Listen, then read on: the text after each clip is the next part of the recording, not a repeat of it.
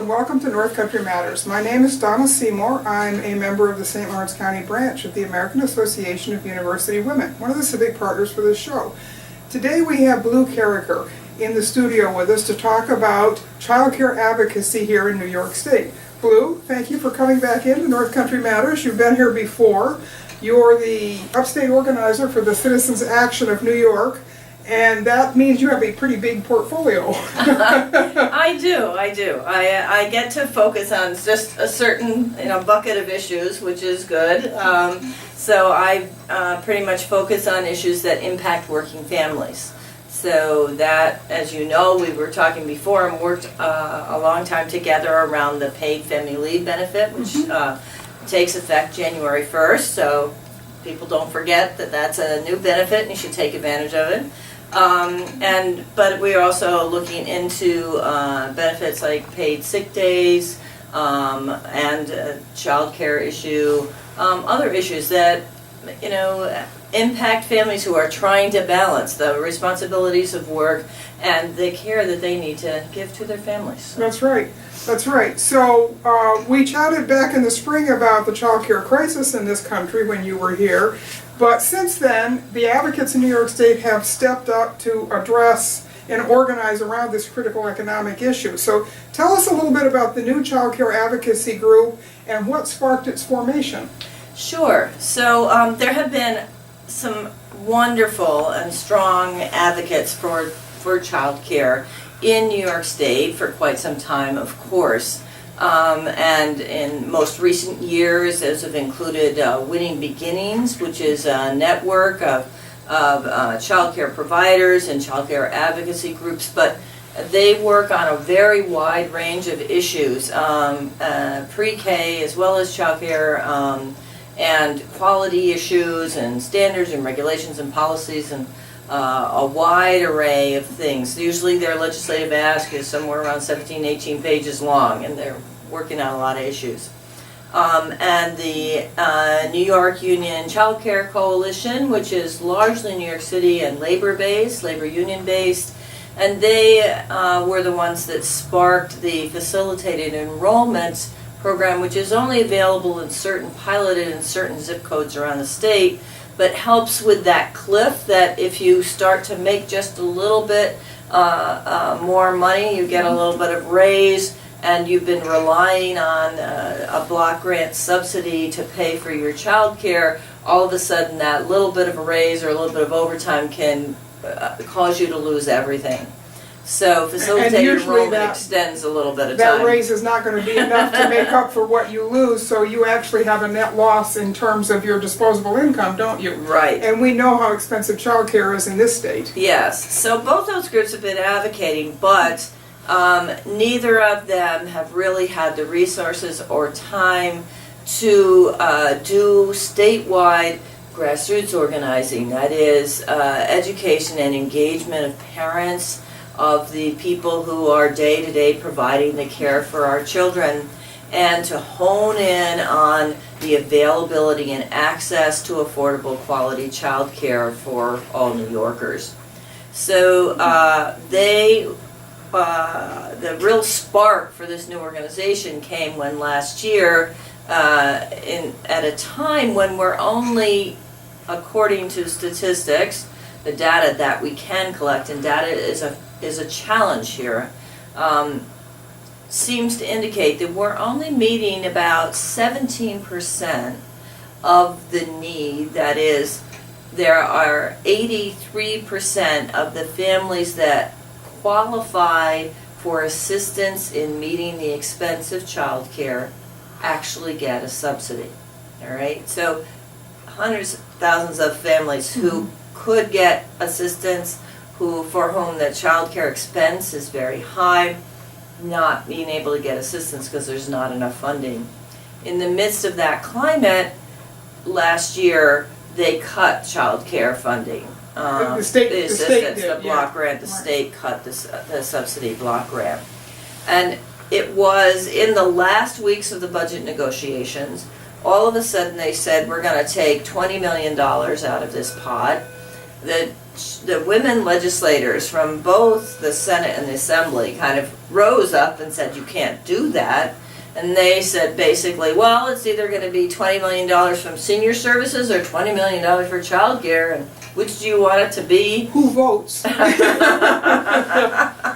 So anyway, they negotiated back and forth and got that down to $7 million. But it was clear that there was not a real understanding and not a feeling in legislators that this was an issue that people really cared about or that would translate into votes, which is how a lot of decisions are made.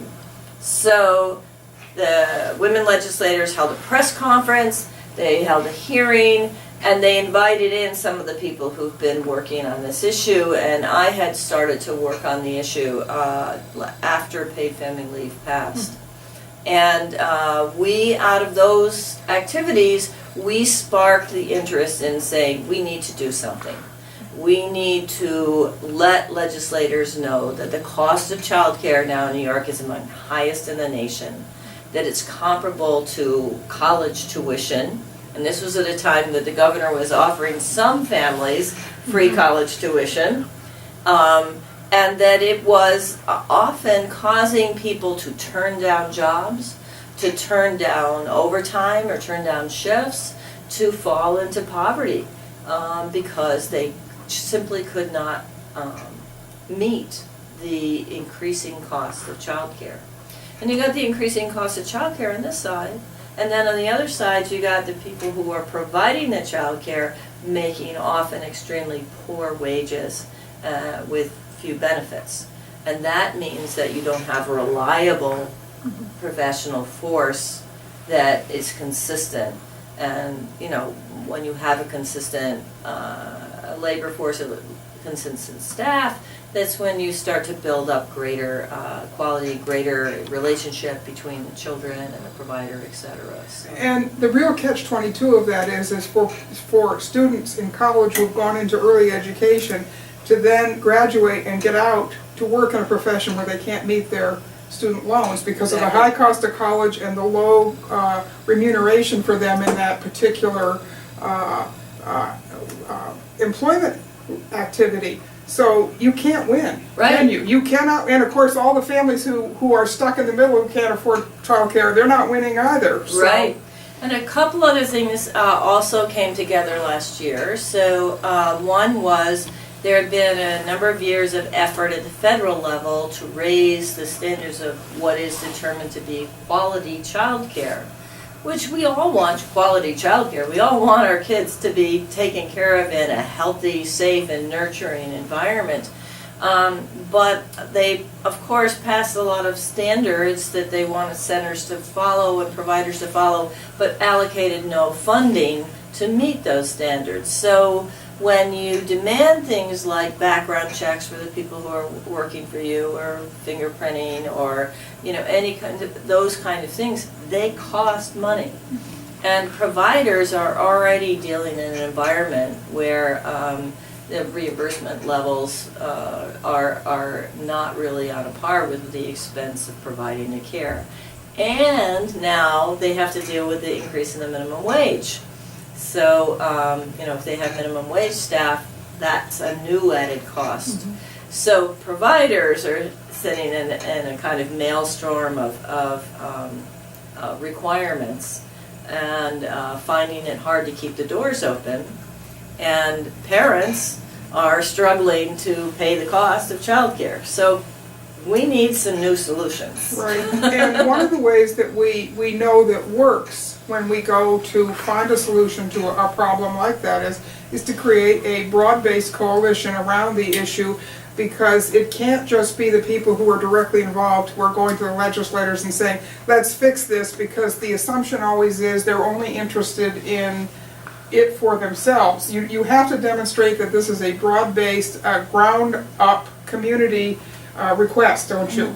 Absolutely. So changing who we bring into the mix is going to be part of sending that education message to the legislators. Yes, we had legislators basically say, right, you can't just keep coming in here with the same faces. Right. Now they understand that you know, most families and most parents, most workers don't have a lot of extra time, Right. particularly not to travel to Albany. Many people feel intimidated at talking to a legislator, so this is not an easy thing to accomplish, but it is going to be critical if we're going to convince legislators that this is something they need to pay attention to. And convince our governor. We still have a governor who feels that he's taking care of the child care situation. He's expanded the child care tax credit, which he did last year, and helped out a little bit that way. And he says subsidy program that's there for low income. So really, you know, there's not a real problem here. Except if you're only meeting 17% of the need. Right. Do the math, as they say. So your child care advocacy group is looking at some specific objectives that you want to take to the legislature next year in 2018. What are some of those specific proposals, Blue? Yeah, well, I think an important thing to think is this is a new organization. It's called the Empire State Campaign for Childcare, and we, you know, only really formed in July. We've spent a couple months figuring out what our goals and objectives are, and trying to have a very inclusive process. There are representatives of over 100 organizations that have participated in some way in dialogue. And we have 6 work groups that are working in different aspects of this, all on a volunteer basis. And we hope to have a website up by the end of the week at empirestatechildcare.org, and hope that we will get both individuals and organizations signed up for it. We're beginning, and we'll be doing some roundtable discussions around the state in different locations, and also a survey to find out from organizations who are supporting us what kind of grassroots outreach work they've done, who they've engaged, see what our capacity is to actually get people in to talk to their legislators. So our ask this year is integrated with the Winning Beginnings ask, because we feel we need to not be coming in with 2 different directions. We've done a lot of talking and informing Winning Beginnings of the concerns and perspectives of the people who've been involved in our group. And so we've kind of talked back and forth and discussed back and forth. And our ask this year is going to be to restore and expand the block grants to the counties for money. We're not expecting any big increases. We know the budget problems the state may face this year because of the federal budget that may come down. So, but we need at least that money restored. We want some kind of assistance to providers to address the increase in minimum wage. This is the year that they will re-examine, they're surveying and re-examining what's called the market rate formula. And this is the percentage, it's basically how they determine what rate a care provider will get if they provide a subsidy slot for and that this federal government represents a 75th percent of the market rate to determine what they should be reimbursed, and we are at 69%. So we would like to see that raised somewhat to reflect the more accurate costs, some of the new quality standards, etc. And then finally, we want to take a look and have the state take a look at economic development funds. So we are spending billions of dollars around the state to help create jobs and build up the economies of our communities. And we think childcare is an integral part of that economy and that infrastructure. So if you're going to give big tax breaks to a company and you want that company to hire local people, are you making sure that there are adequate child care slots for the hours that you want those people to work? And because that's part of job readiness, is making sure there's adequate childcare. And an investment in childcare does create jobs. Right. Right? And the payback is much greater than a 1-to-1 ratio. That's too, right. So. That's right. So we are talking with different economic development people, talking with the economic development committees in the legislature and saying, you know, we need to look at whether there is some guidelines or a percentage of funds in economic development that can go in to support the child care infrastructure. That makes sense, because we know that if people are going to work, there are certain things that have to happen in order to make that, and childcare is huge for working families. Right. You know, another part of this in New York State is getting leadership from Governor Cuomo, because we've seen over and over and over again that when he's taken leadership on an issue, paid family leave is a perfect example.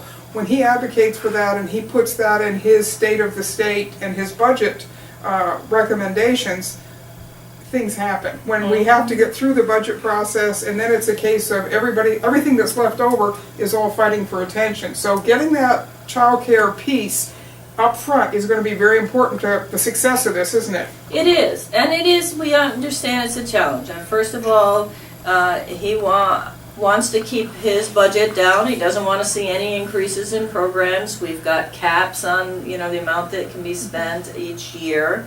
And so he is more likely to want to look at things like child care tax credit, which doesn't come out of the general, you know, fund. The problem is with tax credits, I love tax credits, but for childcare, it doesn't help you to pay childcare this year to get a small refund next year in one lump sum. You need the income now. The other thing is that we do feel that New York has incredible resources of wealth, and that perhaps there are things that could be done in tax policy or in other places that would bring more revenue in for essential things like childcare. But we know that's not going to happen fast. No. Right?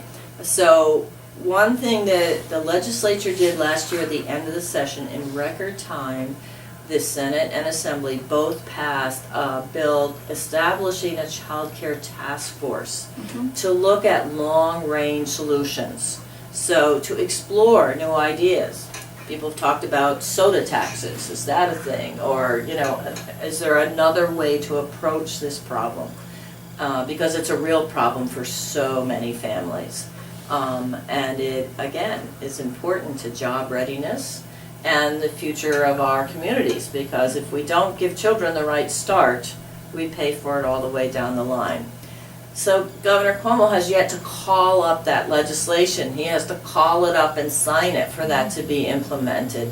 So that's another thing that we're really working on here this year with Cuomo. So let's establish that task force. Let's get the data in and the experiences in, and get the best minds looking at some long-range solutions to the problem.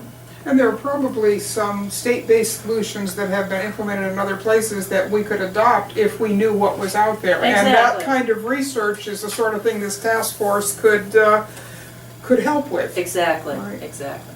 So one of the things that you need to do in order to be successful in Albany is to build a strong grassroots network of people talking about this back in the home districts, because that's what gets legislators' attention. So how do you go about creating those grassroots folks that are going to be necessary to this process? Right, so I mentioned two things that we're going to be doing, and we're working with many of our women legislators in doing this. And that is, one, going out into those regions and having roundtables, inviting people to come in, share their stories and experiences and be part of this process. Also, we talked about, we're doing a survey, of both child care providers and allied organizations, so women organizations, anti-poverty organizations, economic development groups, whatever. What is your reach? You know, do you have parents involved? Do you have small businesses involved? And are you a conduit for carrying on and reaching and having a conversation with those people about this issue? If it is, can you work with us? And then what we will hope to do is to form small groups in many different regions across the area who are coming together and then going in and meeting with their legislators in their districts, doing letters to the editor, op-eds, talking on shows like this, and really raising the visibility of the issue. So that's, that's the grassroots part of it. And we're also hoping through the website, if people can't come to a meeting, and of course we want to have meetings evenings and weekends and with childcare provided so people are able to come out, but also to have a share your story or share your experience thing on the website so that you can write up your experiences if you can't come to a meeting. Our work groups that I mentioned, there are 6 of them. They meet twice a month by phone, so you can participate, from your home in those work groups. We have one work group focusing on the base building aspect, one that's focused on parent involvement, one that's really working in the workforce area, both getting data and information about the experience of those people taking care of our kids, but also engaging them.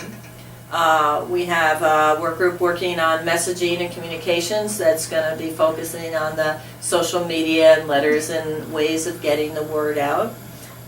We have a group looking at quality and looking at how quality standards can be used to help improve and raise up all of our providers, not as a means to eject people from the system, all right? But to support them as they raise their standards. Right, exactly. And we have a work group on systems design and redesign. So that group is digging in on the long range. How do we look at the problems of the system? What are the efficiencies that we can put in? How is the best way to collect data so we can keep track of what the need is, and make real suggestions for long-term solutions? So one of the things we know, Blue, and this is a timely topic because we're in the middle of the federal budget negotiations, so there's always a federal piece to these things. Oh, yes. And if the federal piece changes drastically, then that's going to have a huge impact at the state level. So what are the federal budget implications for this? Because we can also encourage people to advocate with their representatives and their senators at the federal level about not undercutting childcare and these kinds of essential services. Right. So there are a number of different levels where this can impact.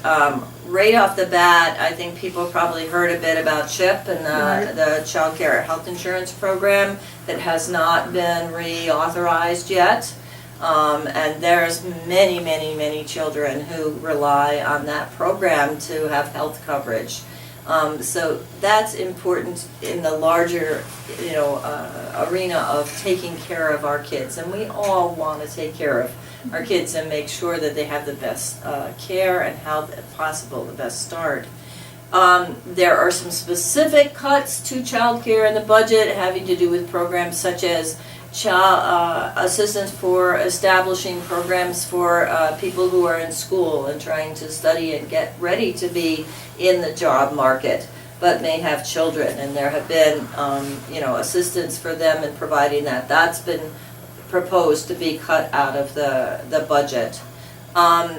The biggest impact, of course, is the proposed changes to Medicare, Medicaid, those kind of programs, and the hit that New York expects to take across its budget, and the whole tax restructuring and the impact on Medicaid. Once New York's budget shrinks, then there's less money available for anything. And you can be sure for an issue like childcare, where already we have the majority of men in our legislature. Many of them really are still kind of living in the world where they rely on women to either provide unpaid or low-paid caregiving services so that everything else can function. And that's not just childcare, that's elder That's care, and right. that's a whole lot of things. Right, That's, and so that's a they're good still point. in that system and they don't understand how this cripples our economy, cripples our families, cripples our communities. You're literally driving people into poverty because they can't afford to work. Right. And when that happens, it lowers tax revenue, it lowers economic activity, and increases the burdens on government. So it seems like it's a pretty easy formula to figure out, but for some reason, it's just not making it through Albany, is it?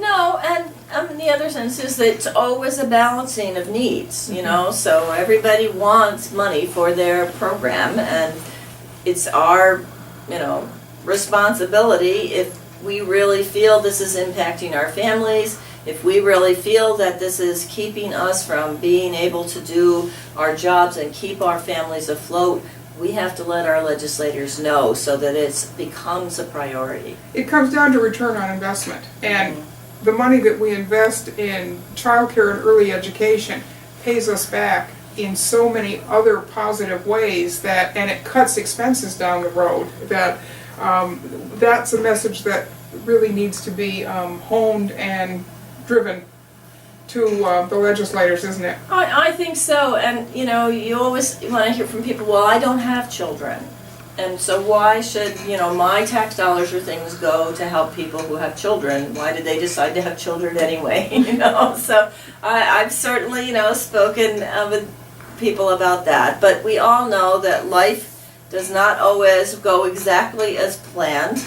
That things happen and they put your family in a situation you did not expect, or put you in a situation you did not expect. But all of us have an interest, as you said, in the health and welfare of our children, because they are the future of our community. There are doctors and our lawyers and our plumbers and our future legislators, and we better make sure that they are ready to do their jobs. That's right. And right now we're dealing with a real challenge in our, you know, elementary and early schools, from kids who've really had not a very stable early experience, and then come into school not really ready to learn. So there's a lot of catch up to do. Let's give them the best possible start. And in our businesses, let's make sure that we can have employees who are focused on the job and not worried about, oh, who's taking care of my kid today, and is it my mom, is it my sister, I have to go pick them up and move them from here to here, or you want me to stay late tonight for a meeting, but I can't figure out my childcare. You know, we need to have that part of an employee's life addressed in order to have the best possible workforce as well.